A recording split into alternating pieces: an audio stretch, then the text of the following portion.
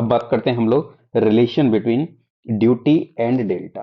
तो duty and delta का जो रिलेशन है ये बहुत ही इंपॉर्टेंट रिलेशन है, तो इसको हम लोग समझते हैं। तो सबसे पहले हम बात कर रहे हैं यहाँ पर volume of water is equal to discharge into base period.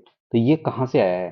तो ये जो बेसिकली आया है, हम लोग इसके बारे में थोड़ा सा बात करते हैं अभी पहले। तो ये जो आता है, हम जानते हैं कि डिस्चार्ज इज इक्वल टू होता है वॉल्यूम अपॉन में टाइम, यही होता है। तो वॉल्यूम इज इक्वल टू क्या हो जाएगा भाई? Discharge into time. तो यही हमने लिखा है, डिस्चार्ज इनटू, यानी कि volume is equal to discharge into time. Time क्या है? Base period B. अब हम ये जो टाइम होता है इसको हम लोग बेस पीरियड बोलते हैं, यानी कि बी से रिप्रेजेंट करते हैं, और ये वैल्यू डेज में होती है। तो अब हम यहाँ पर ये जो क्यू है, दो चीजें हैं यहाँ पे, एक तो डिस्चार्ज क्यू और दूसरा है हमारा बेस पीरियड बी। अब हम बात करते हैं क्यू की, तो हम लोग यहाँ पर मान लेते हैं 1 मीटर क्यूब पर सेकेंड इसकी वैल्यू को, और जो बी है बेस पीरियड है ये डेज में होता है। अब इस डेज को अगर हम कन्वर्ट करें सेकंड में, तो ये वैल्यू क्या होगी? सबसे पहले अगर बात करें तो एक दिन में कितने घंटे होते हैं? 24 घंटे होते हैं। और एक घंटे में कितने मिनट होते हैं? 60 मिनट होते हैं।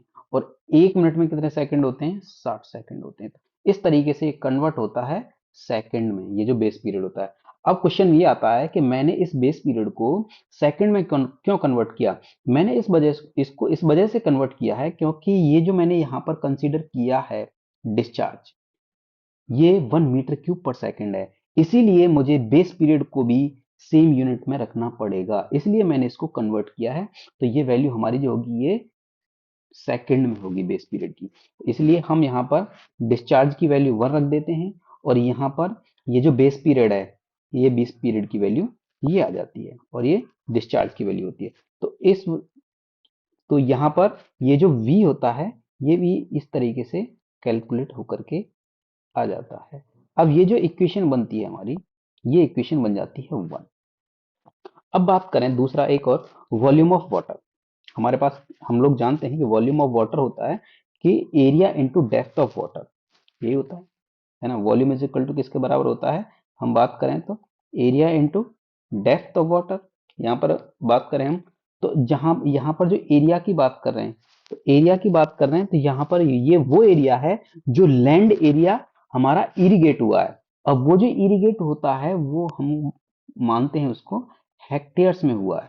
किस में हुआ है? हेक्टेयर्स में हुआ है। तो यानी कि डी हेक्टेयर्स में हुआ है एक तरीके से, डी हेक्टेयर्स। और डी हेक्टेयर्स किसके बराबर होगा?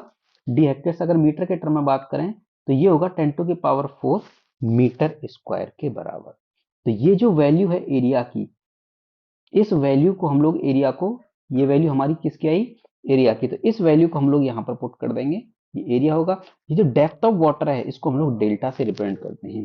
तो ये v इज इक्वल टू हो गया हमारा d इंटू 10⁴ इंटू डेल्टा।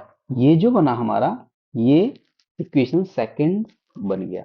अब क्या करेंगे नेक्स्ट, हम आगे बात करेंगे। तो इक्वेशन 1 और इक्वेशन 2 को हम लोग इक्वेट करा देंगे। इक्वेट कुछ इस तरीके से कराएंगे कि this is equal to this. अब हम यहाँ पर डेल्टा की वैल्यू अगर हम निकालते हैं, तो डेल्टा की वैल्यू क्या निकल करके आती है? दिस अपॉन में दिस।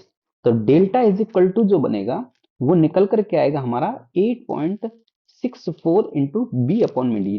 डेल्टा क्या है? डेप्थ ऑफ वाटर है। तो डेप्थ ऑफ वाटर किस में निकलती है? मीटर, सेंटीमीटर, इस तरीके से निकल करके आएगी।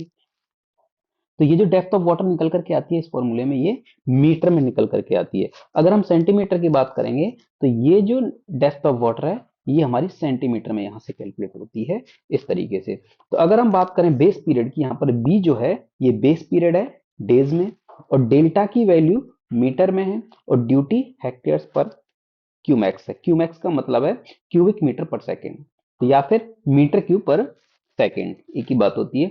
तो ये इस तरीके से, ये जो रिलेशन है इस तरीके से सॉल्व आउट होता है बी और, यानी कि ड्यूटी एंड डेल्टा का।